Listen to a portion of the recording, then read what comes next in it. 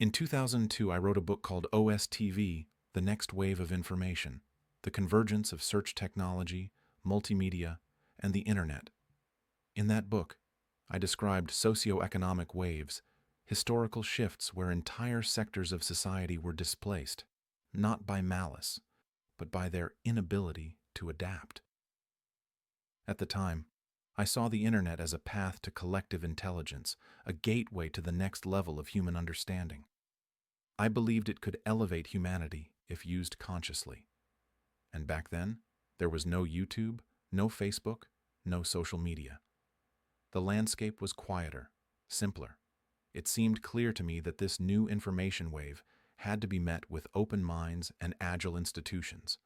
But what I did not fully foresee were the pitfalls, the traps, the double-edged sword of the Internet.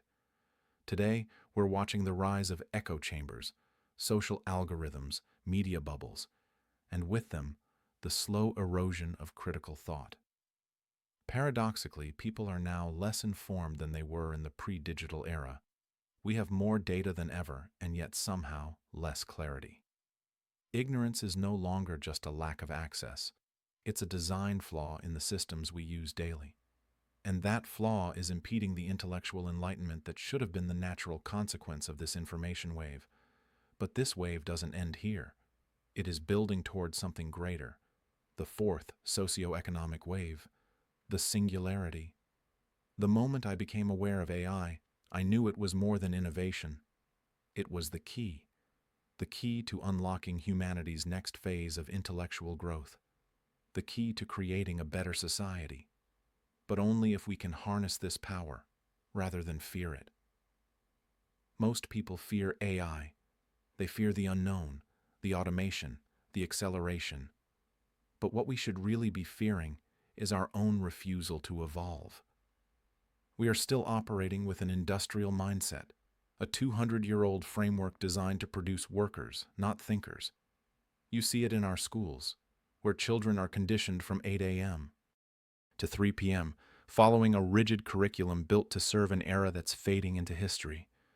To thrive in an age of information and to prepare for the coming wave of automation, we must liberate the human mind. We must restructure education, work, and identity around intelligence, creativity, and purpose. In a society shaped by the singularity, humans must not compete with AI. That's a losing game. We must instead partner with it, use it, guide it, direct it toward human-centered growth. The future will not be owned by those who memorize answers. It will belong to those who can ask better questions, create bold ideas, and build from the imagination outward.